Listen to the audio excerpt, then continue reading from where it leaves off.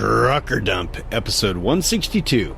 Well, today we've got major road closures, government regulations on DOT bumpers, lease operators, and autonomous vehicles, plus protection from the sun, and sadly, many deaths around the trucking industry, and lots more. This episode of Trucker Dump is sponsored by Porter Freight Funding and Volvo Trucks. Welcome to Trucker Dump, where you'll get one driver's insights and sometimes humorous views of truck driving and the trucking industry, and pretty much anything else he feels like dumping on you. This podcast is brought to you by AboutTruckDriving.com, resources that help you understand the world of truck driving through the use of stories and a pathetic attempt at humor. Yo, yo, yo, my homies. Hey, if you can hear some bangs in the background, that's because happy 4th of July. Whether you're listening to this the day of or, maybe just a few days afterwards. Hopefully you're listening to these immediately after they come out each week. Now, each week, you heard me. Yeah, that's right. Anyway, you might hear some booms and bangs in the background because the street outside is just going berserko. Happy 4th. So, hey, for those of you new to the show, my name is Todd McCann. I'll be your host. I am a 25-year trucker, both solo and team.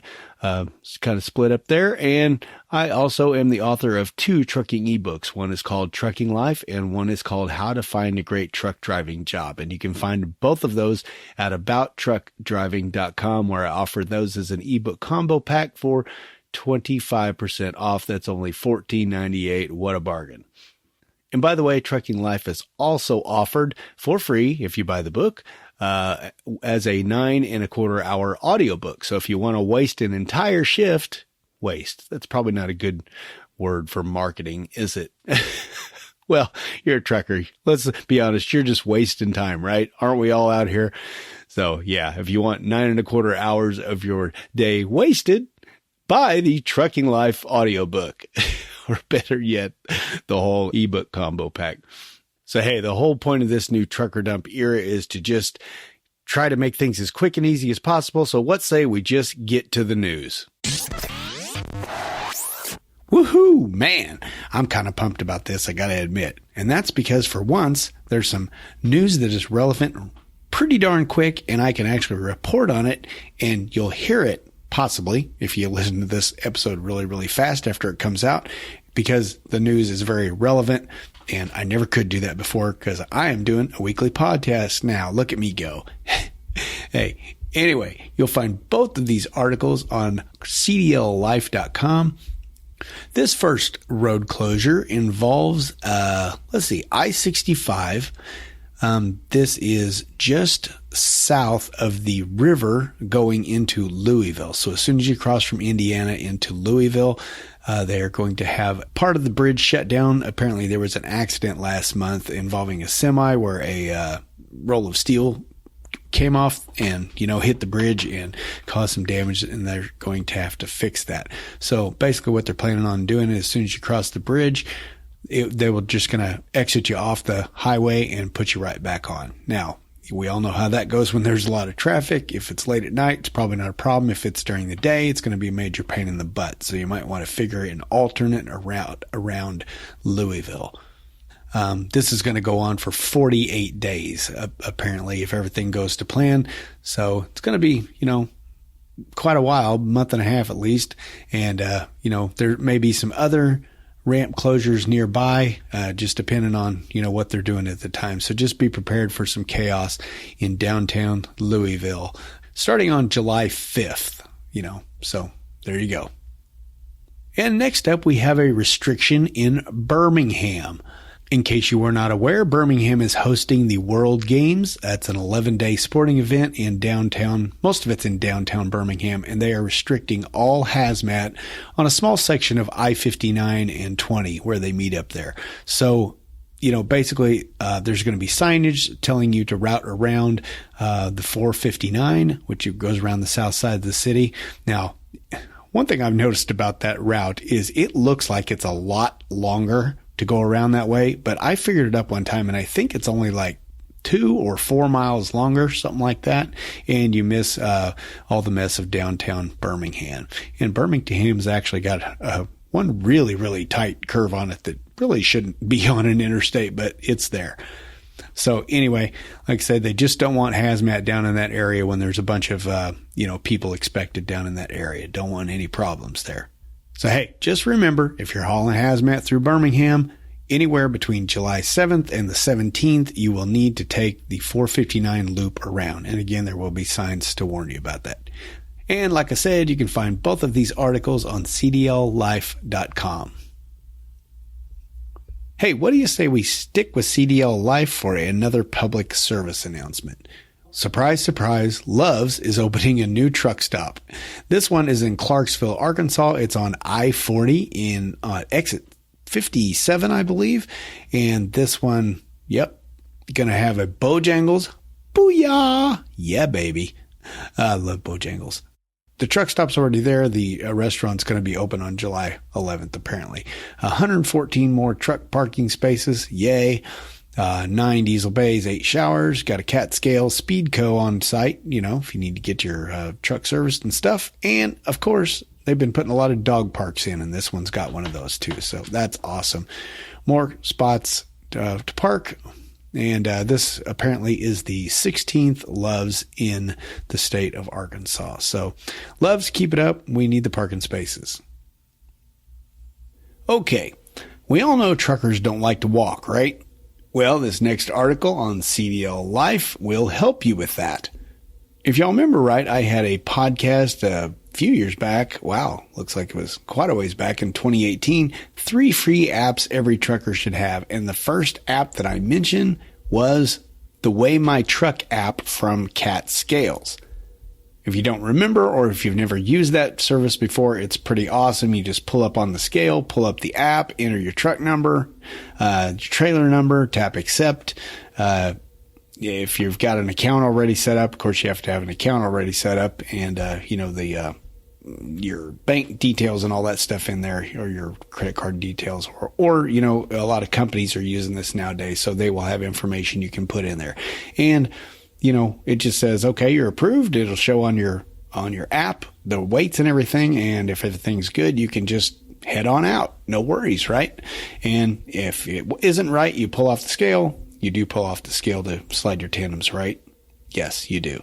And then, once you readjust them, you pull back on, and it knows, it's smart enough to know that you can reweigh, and it'll ask you if it's a reweigh, and you say yes. It approves the correct fee, which God knows, I don't know, is it $2 now? I don't know. But anyway, it will shut up, computer, quit making noise. It will basically just, give you the digital thing, and you can just take a screenshot of that if that's all you need, or it will also email you a PDF. So, if an officer needs to look at it, or a scale master or anything like that. Scale master. Is that what they call them at the DOT? Scales? I don't know. But anyway, really cool app. I loved it when I needed it.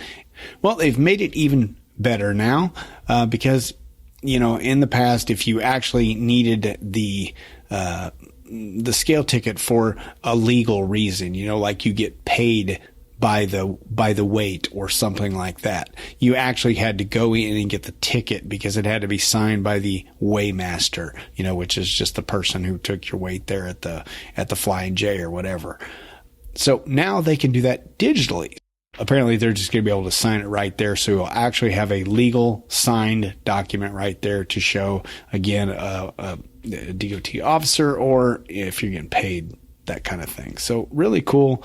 If you have not checked this app out, please go check it out. It's available on Android and iPhone, and you just need to, download it and enter all your details, get it all set up, and you're going to really love this service. It's really awesome. And by the way, if you'd like to know the other 2 apps that every trucker should have, I'll put a link in the show notes to that episode. Tease. No business can be successful without cash flow. And that's never been more apparent than when you go to the diesel pump nowadays. Yowza, ouchie mama. That's why there may never be a better time to check out Porter Freight Funding. You can learn more at porterfreightfunding.com/truckerdump. Or you can call them at 205-397-0934. And of course, there's links in the show notes. So what does Porter Freight Funding do? Well, they've got brokering services, dispatching, fuel cards, insurance, and compliance, to name a few, but their biggest thing is they are a factoring company. And that means when you're having trouble getting money from a customer, Porter Freight Funding is here to bail you out. Once you've set up an account, or you already have an account set up, hopefully, it's a simple 3-step process. Drop off your load, submit your paperwork to Porter Freight Funding, and get paid within 24 hours. And there's no minimums either. You can use Porter Freight Funding for just your problem accounts, or you can use them for all of your collections. So hey, please check out Porter Freight Funding and find out how they can help your business. Again, you can find them at porterfreightfunding.com/truckerdump, truckerdump's all one word, or give them a call at 205-397-0934. Thanks. And thanks to Porter Freight Funding for sponsoring this episode of Trucker Dump. Well, Transport Topics, that's ttnews.com, is bringing us some bad news. Apparently, new fuel taxes kick in on July 1st in many states. How's that for timing? Wow. Yeah, okay, I'm not going to go into all of the details as how much each state is raising it. You can check out the link in the show notes for that one. But the states involved are California, Connecticut, Indiana, Maryland, Missouri. Shame on you, Missouri. That's my home state. South Carolina, Virginia, and more later on this year. So, boy, don't you just love that? Right when we need it the least, you would just think they could postpone this, wouldn't you? Well, anyway, for all these crappy facts, head over to ttnews.com. All right, let's jump over to freightwaves.com where we're talking about underride guards. You remember we talked about this before and how they were considering making the underride guards better for, rear end collisions with the truck. This is the DOT bumper, of course. Here's the thing. They did pass this. So basically they're just saying that the DOT bumpers need to provide sufficient strength to absorb, a certain amount of shock. It's like, I don't know, there's a lot of numbers involved here. And of course, there's certain people are saying it's great and other people are saying it's not enough, blah, blah, blah, whatever, but either way, it has already been implemented. Well, it's going into law. That is, rules, whatever it is. It's not a law, I guess. It's a rule. Yeah. Anyway, I think laws have to go through Congress. This is just a rule, basically. It says the rule will be effective 180 days after publication in the Federal Register, with a compliance date of 2 years after Federal Register publication. So you do have some time to get this fixed and, make sure your bumper is legal. But doesn't actually say when the rule will be published in the Federal Register. So either way, you got 2 years, so just don't drag your feet on it. But, you do have some time to get that fixed if your bumper doesn't meet the standards. Now, this article does say about 94% of trailers already have a bumper that is good enough. So, probably not very many of you are going to need to work on this. But, just in case you do, check out the link here at freightwaves.com. We've been talking about automated vehicles on this podcast for God knows how long. Well, here's yet another one over on ttnews.com. It's Transport Topics. This one is called NHTSA's Stephen Cliff says agency to scrutinize auto driver technology. All right, here's the skinny with this one. Basically, they are just saying, hey, we're pushing these automated vehicles, both cars and trucks, and yet we don't have any standards in place.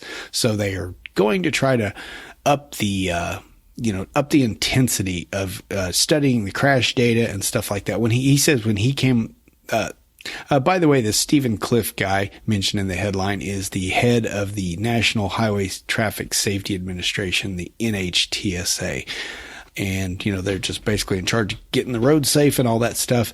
And he said when he came in as the new head last month, he was shocked to see that hardly any crash data had been gone over. Manufacturers not manufacturers, but companies who are running automated trucks weren't reporting anything. Big car companies like Tesla, they were reporting stuff, but it just wasn't being looked at very close or scrutinized. So basically that's all he's saying is, hey, we're getting ready to up this because we know we have to get something in place. He says you can't put new rules in place. And, we all know they're going for, part of this Biden initiative was to make sure all of the trucks at least had automatic braking systems on them. And they do know that they have had lots of crashes and lots of false positives on that one. Is it a false positive? I'm not sure how that works, but like Tesla, lots of times where Tesla owners have reported that their cars just brake for no reason. And honestly, anybody who's driven a truck with an automatic braking system has had that happen to them too. I think some phantom ghost in the middle of the night has run across the road and it'll just break up on you. And the last thing you need is when that happens on wet roads, snowy roads, something like that. But it happens.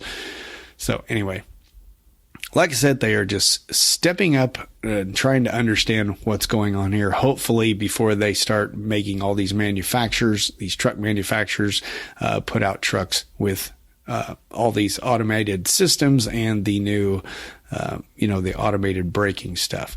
So anyway, if you're interested in this type of stuff and all the gory details of it, head on over to ttnews.com. That's Transport Topics.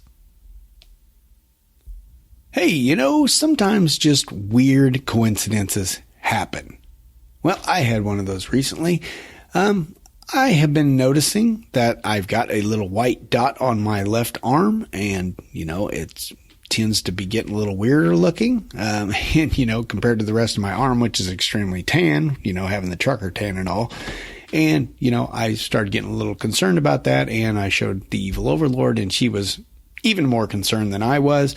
And so I, was in for my normal annual checkup that you do and told the doctor about it. And she didn't seem to really care that much because that's what doctors do, It's funny. She said, well, if it starts changing, let us know. Of course, I didn't say anything because you don't often question doctors, but I was thinking, well, it wasn't there before and now it's there. So doesn't that qualify as change? But hey, I'm not a doctor. What do I know?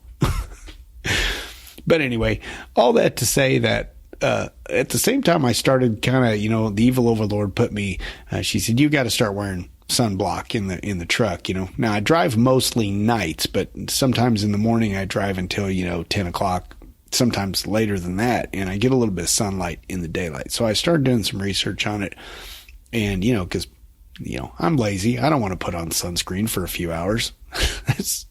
I just don't want to do it. And I don't want to smell like a coconut either. So anyway, I did some research on it. And as I was doing research, I actually found this article on Transport Topics. What do you know? It's entitled Skin Musculoskeletal. Boy, that's a weird word. Health essential for truck drivers. Basically, if you sit in the sun a lot, you are at risk. And actually, here's something that's kind of weird, but it makes total sense when you think about it. There was an article, or some data at least, published in the Journal of the American Academy of Dermatology that was looking at facial cancers and, like limb cancers, like arm, leg, that kind of thing. And they discovered that 74% of lentiginous melanoma was found on the left side of the body, which that's not just truckers, that's everybody, which does coincide with, the left side of your body being closer to your window over there on the driver's side. Interesting little fact there. So we know there's something to this, that, you're getting more sun on your left, but I learned something even more interesting that I didn't know. Apparently there are a couple types of UV rays. The UVB is the one that causes sunburns. when you have too much of it, and the UVA one penetrates more deeply and contributes to, making you look old, your skin wrinkling and stuff like that. Neither one of them are super good for you, especially I read somewhere that, if you just get 5 or 6 sunburns, really bad sunburns in your life, it really increases your chances of skin cancer. So, well, I used to get burned all the time when I was young and stupid. So, I'm probably well on my way to that. We'll see. I am going to go have that checked out, by the way, so nobody freak out like you were freaking out. Right. The only one freaking out is the evil overlord. But anyway, here's the fact of the day. I did not know this. You probably did, but I'm dumb. So windshields in cars will block both those types of UV rays. I had no idea. So here I am sitting here all this time thinking that I'm soaking up the sun when it's, staring me straight in the face, and it actually is not affecting me through the windshield, but it does come through the side glass. For whatever reason, your windows do not have, your side windows do not have that kind of coverage. And I don't understand why that is. I mean, I'm sure it's more expensive, but, for Pete's sake, if it can keep drivers from, getting skin cancer, you'd think that'd be worth the risk or worth the extra cost. But anyway, that's just a little tidbit for you. So, I guess if you got sun blaring in on your left, I'm still going to have to wear some of that sunblock.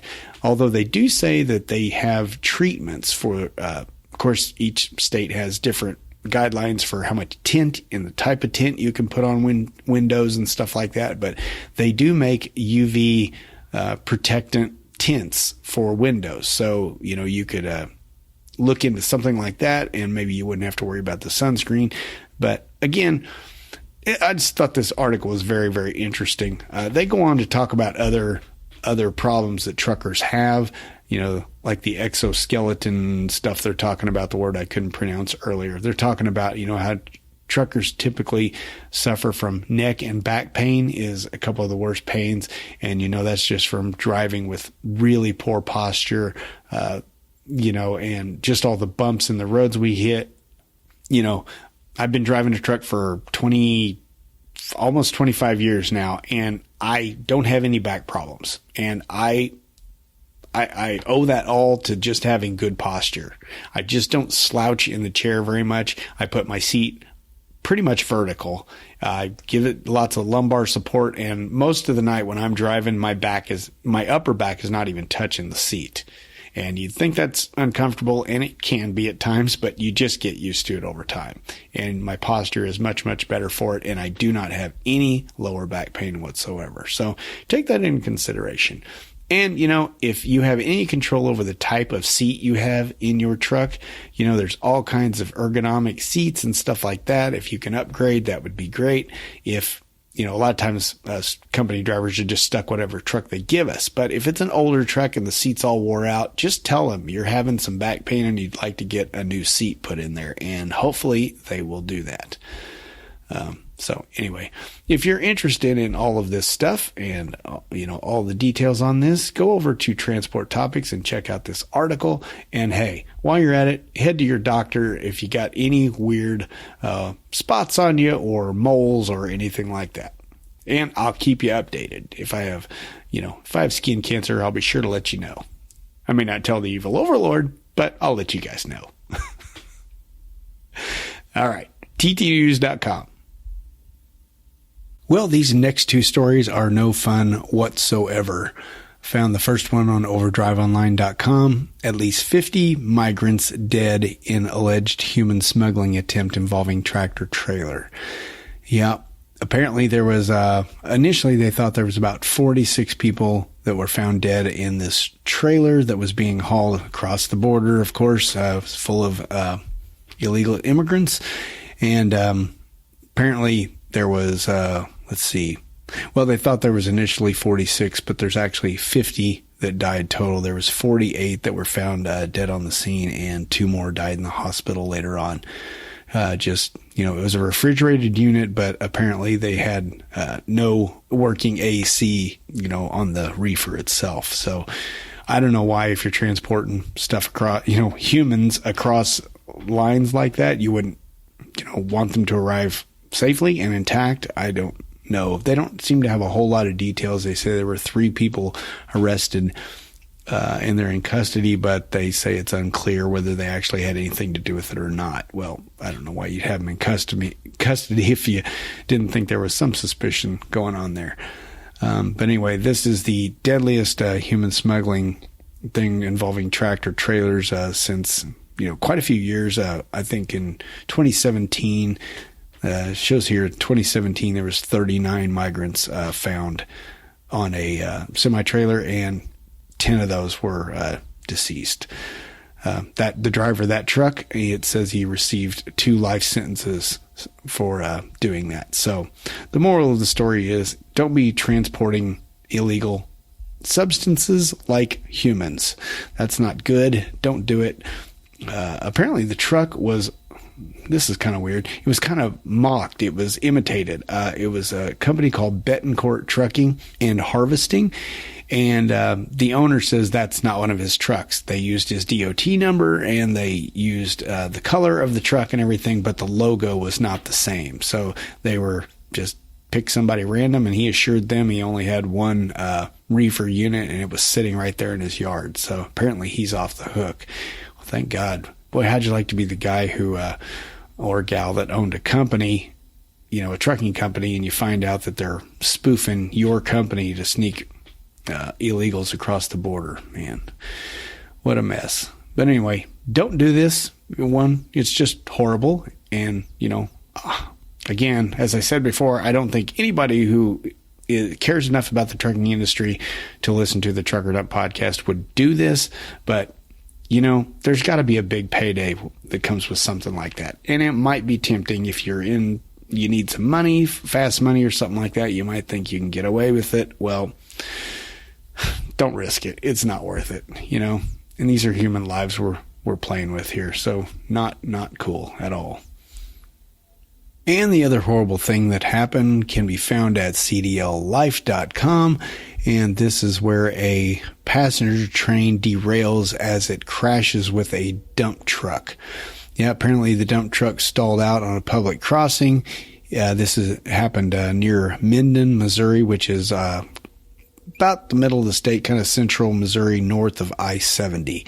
So kind of out in the middle of nowhere. It happened on June 27th in the afternoon. It was hauling rocks at the time, so it was really heavy, and it derailed 8 train cars and the locomotives. The truck driver did die shortly after the incident, and 2 train passengers died also. There was 243 passengers on board and 12 crew members. More than 40 people went to the hospital. Sounds awful. They have some accounts in here of passengers who were just trying to get out of their train cars, taking naps and stuff, and then all of a sudden they find themselves on the rail cars on the side, and they're trying to figure out how to get out, or crawling on the floor of the probably if it's laying on the side, probably crawling on the wall to get out. But boy, what a mess. It said that actually 2 Boy Scout troops were coming back from New Mexico, and they were on the train, and they were able to render aid to both the truck driver before he passed and a lot of the passengers. So way to go, Boy Scouts of America. Get down. That's pretty awesome. As the director of national media relations for the Boy Scouts says, in true scouting fashion, the Scouts rendered aid to their fellow passengers before they worried about anything for themselves. How cool is that? That's what we want to be teaching our young men, right? Although in today's world, I guess probably young ladies can join that group too. I won't go into that. All right. Well, anyway, this is the second crash apparently, but with an Amtrak train and a passenger vehicle happened yesterday or the day before that, I guess. 85 passengers on board, and that just struck a car, killed 3 people, and 2 were seriously injured. So, boy, I hope this isn't a growing trend. The moral of the story here is stay off the tracks. I'm guessing this driver was broke down. Doesn't really say why he was on the track, but he was probably broke down. I still don't know why you wouldn't exit that vehicle and get out of there, and why, you would die from it. He must have just been trying to race across at the last minute. He must have, not been sitting there for very long. But let me use this opportunity, this sad incident here, to remind you of listener Frankie, who wrote in a while back, and he was telling us about a little tip I don't think I had ever really known, but apparently on any railroad track, on any crossing, there is a blue sign located on those, the flashing light thingies. And that will have a phone number and a location code, and you can tell them that you're broke down, and they can warn any trains that are coming. So if you have enough time, get out, call that number immediately, and get, because they will stop the trains that are coming through there. Because, man, you do not want to be responsible for this. Wow. 8 cars derailed and loss of life. That's something I wouldn't want to live with, although sadly this driver will not have to live with it because, well, that's sad. Anyway, like I said, just an opportunity to remind you of those little blue signs. Use them if you ever get in this predicament. And also, just don't be racing trains. It's not worth it. Just really not worth it. Again, you can find this one on cdllife.com or the link in the show notes, of course. Oh boy, here we go. Late breaking news. OverdriveOnline.com announced Supreme Court will not hear trucking's AB5 case. Law will take effect for industry. If you've listened to this podcast at all, you are aware of the AB5 situation going on in California. This is the independent contractor law that they were working on, trying to say that the typical lease owner-operator model for trucking is not, it should not be exempt, and they should be paying payroll taxes and all that stuff. Basically saying that, carriers cannot claim a trucker as a contractor if they don't have choices to go other places.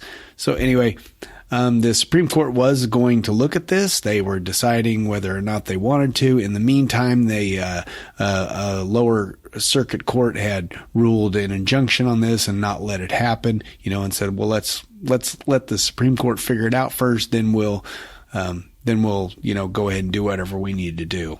Well, the Supreme Court has denied the California Trucking Association's petition to look at this, so it is over, said, and done. Now, there might be some appeals or something like that, but I don't really know if they're, I don't know. I've heard the recent Roe versus Wade thing. I've heard they're having appeals on that on a state level. So I guess they could still come back after the state, but I'm not sure exactly how that's going to work since the Supreme Court has already ruled on this. So anyway, this law is going to take in effect basically retroactively. They're going to date it back to January 1st, 2020 when this actually went into effect. But it's going to basically be implemented within the next week or so because, the court that put the injunction in place is going to have to lift it. It's going to take a little bit of time to do that. But once they do that, this is going to affect about 70,000 California owner-operators. They're only going to have about 7 days to basically stop doing what they're doing, not being leased onto these companies or move out of the state or whatever. Of course, the California Trucking Association and the Western States Trucking Association, along with the American Trucking Association, the Owner-Operator Independent Drivers Association, or OIDA, all of those were fighting this, and they are saying it is going to cause massive disruptions in the supply chain out in California. So we will just have to wait and see what happens with that. Oh boy, what a mess. Of course, the trucking industry will figure out a way around this somehow. I'm not sure exactly how, but I bet you a lot of them already have contingency plans in place for when this happened. So anyway, if you want to read up on this, have at it. OverdriveOnline.com. Now we just have to see where this goes because, once California does something, other states start seeing they can do it too. And, it just could be a chain reaction. We will see. To be continued.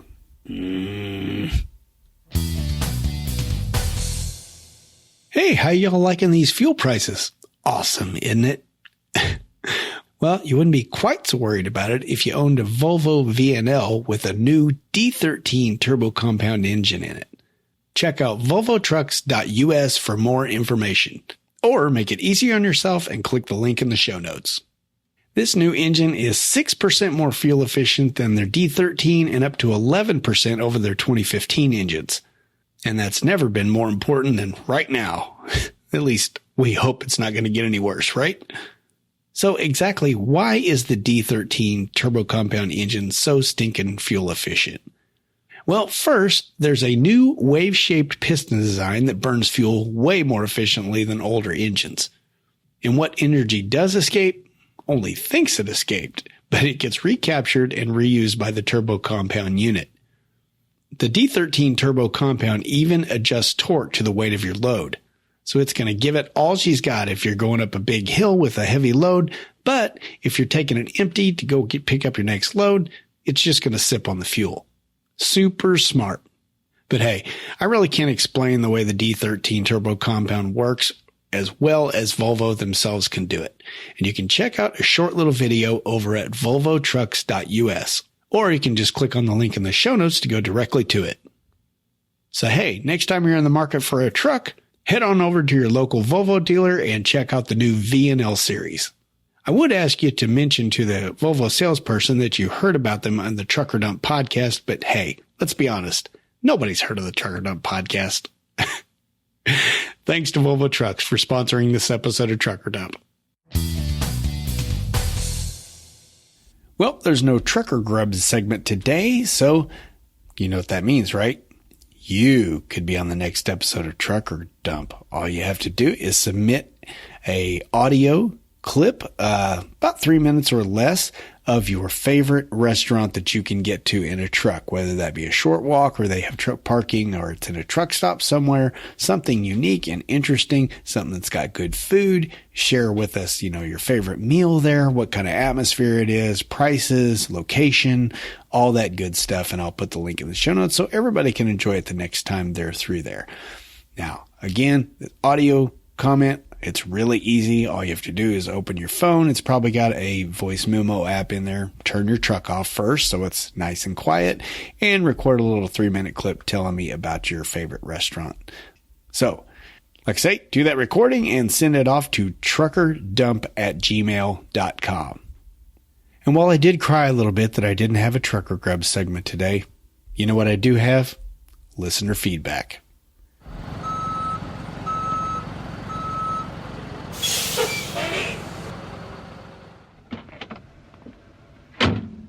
Hey, yo, bud, where do you want this load of feedback? Hey, guess which listeners get bumped up in the queue? Well, of course, the ones who responded so quickly to my plea last week. Wow, that's very, very weird for me to be able to say last week and actually mean it on this podcast. Usually I say that accidentally, and it's a total fluke because I've never released 2 podcasts back to back, I don't think, in 1 week.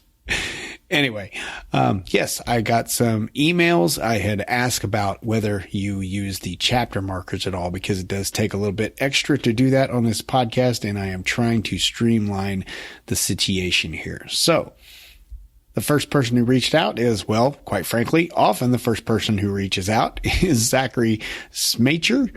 He goes by the name Smackerman on all the social media stuff, including the Trucker Dump Slack group. He writes, "Hey, Todd, I've used the chapter markers maybe twice in the several years I've listened to the podcast. Major reason is I'm listening while driving, so I just hit the 30-second jump one way or another." Well, Smackerman, that's actually the way the chapter forward button works also. It's just a different button. It's not the fast forward. It's a different button, usually somewhere else. It looks like a fast forward button, only it's just like, well, it's kind of looks like a play button, usually heading, to the right. And if you tap that, it'll just jump from chapters. But hey, if the 30-second works for you, honestly, that's what I usually do in podcast apps too. I don't often use the chapter markers myself. I was just kind of adding these chapter markers to kind of future-proof the podcast, because you never know what it's going to be like, maybe adding chapter markers in, YouTube videos or something like that on down the road. Who knows? Which, for the record, I've been wanting to convert these to YouTube videos forever. Forever.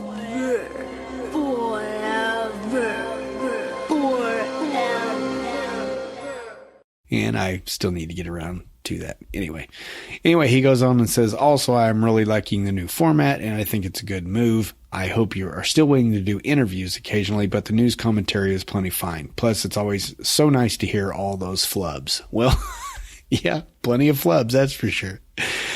Keep up the great work. Hope the new format works for your sleep and keep the podcast rolling. Well, I am trying. I really am trying. You know, I put a little bit more. It took a little bit longer than I wanted it to the last week, but I'm just chalking that up to it being the first time. And I'm hoping, you know, because I released this on a Saturday. I've been releasing it. I managed to release on one Saturday last week. And, you know, that's what I hope to do. Just, you know, end of the week, just get it out on a Saturday morning when I'm always at the hotel anyway. Problem is I only usually get like 10 hours of off time and then I need to be back at the terminal ready to roll. And, you know, so that does cut into my sleep a little bit, but hey, you know, you're on your way home last day anyway, so you're all pumped up. You're not really tired. So it hadn't been an issue yet. We'll see if I can keep this up. I had a follow up with Zach, obviously thanking him for the input. And he says, no problem on the input. The length seems good, but I do understand wanting to get it down a bit. The new format should work out. I'll admit I could hear in your voice in this one and the last few, the tiredness. Always a good thing to make sure you're getting your best sleep possible, especially since this podcast is a hobby more than a job for you. He goes on and says, I'm really enjoying this new dedicated thing he's on. He's doing in dedicated, I think it's flatbed. Is that right, Smackerman? I think it is. And he offers to do another interview because, hey, we had a really good interview, two-parter back there. I'll put a link in the show notes to it. If you're new to the trucking industry, this was all about the first 6 months of trucking. And it was a long one, but it was a good one. So check that link out in the show notes. So the thing I found interesting about this is I was not aware that I sounded tired. Did anybody else hear that? Maybe I was just kind of, I think more, I'm not sure if I was tired when I was recording these, but I was just kind of a general feeling of doubt that I was going to be able to do it. Kind of just down in the mouth thinking that, you know, the podcast may be coming to an end. I don't know. Maybe I was just tired, but could you hear the tiredness in my voice? That'd be interesting to know that because, you know, I want to be upbeat, but I don't want to be that annoying guy that is just too upbeat. You know what I mean? that was all like this all the time. You don't want to be that guy. Yeah. Maybe I am that guy. I don't know. Let me know. truckerdump@gmail.com. And thanks for the email there, Smackerman. And 3 more quick ones here. I heard from Kevin Vandermeer. He says, I never use the fast forward button. And may I join the Slack group? Many thanks for what you're doing with the podcast. It's always entertaining and I learn a lot about how you guys do it across the pond. Yeah, Kevin's a Dutch trucker. Yes, and he has joined the group and he has jumped in. He's apologized for his English, but it seems to be just fine so far. They're glad to have you in the group there, Kevin. And thanks for the input on the fast forward. Boy, you don't even use the fast forward button, let alone the chapter skip button. Well, there you go. Thanks, Kevin.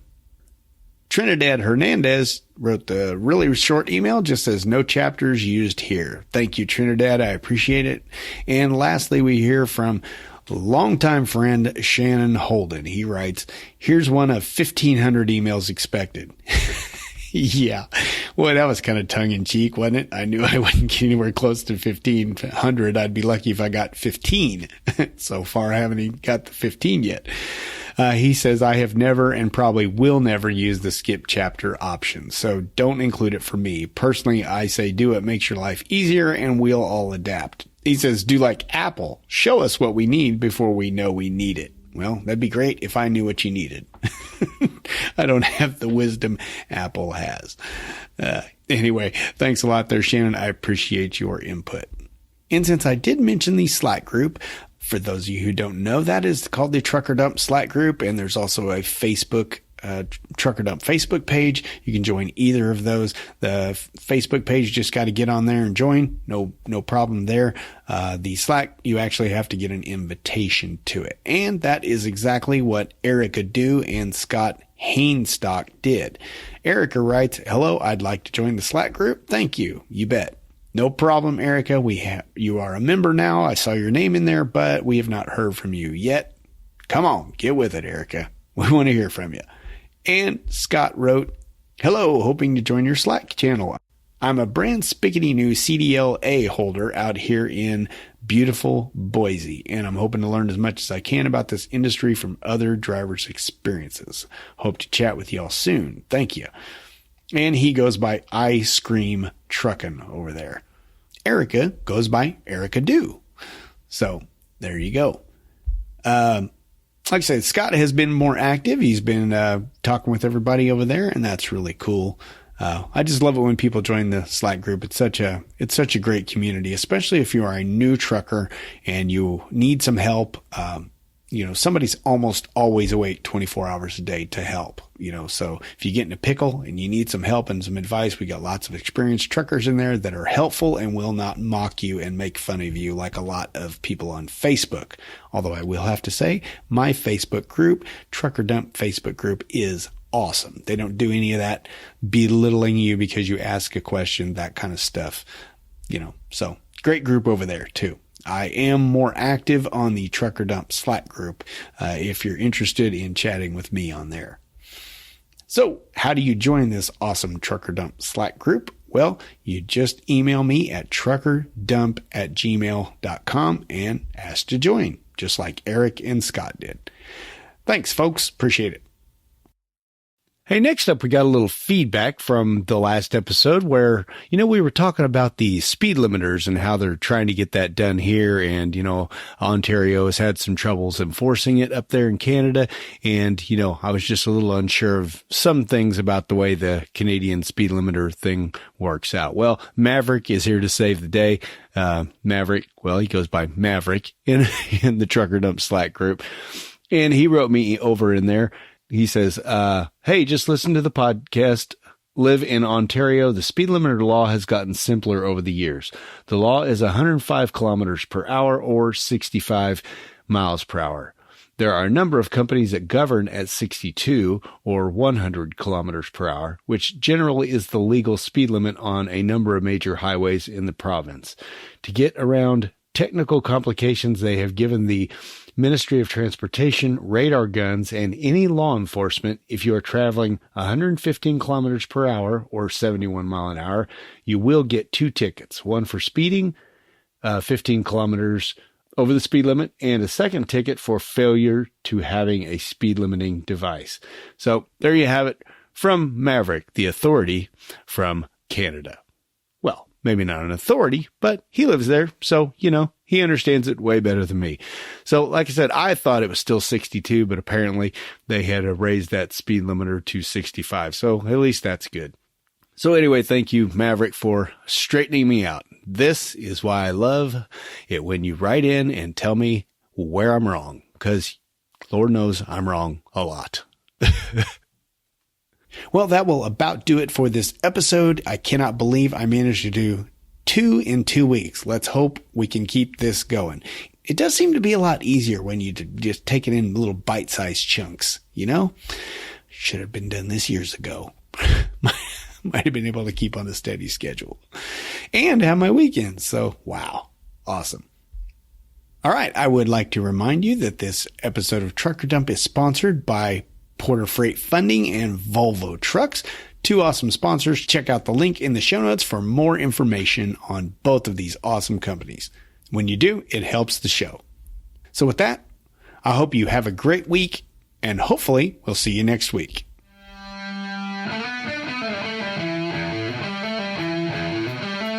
Hey, just a quick reminder that you can find all of the links to today's stories in your podcast app, or you can go to abouttruckdriving.com and search for TD162. You'll find everything I do there, including my contact info and the 25% off ebook combo pack. And hey, here's something cool. Did you know you can download the full intro and outro songs for free? Yeah, that's right. Just click on free stuff in the menu and download away. Well, as always, I really appreciate you for listening, following, and leaving ratings and reviews wherever you get your podcasts. You are doing all of the above, right? So until next time, drive safe and stay out of my way. Well, of course, the ones who responded to what I asked for last week. It was so vital to me, right? I really wanted to know if you had listened, that if you had ever used the, what am I saying? The what? You need to fix that because that really sucked.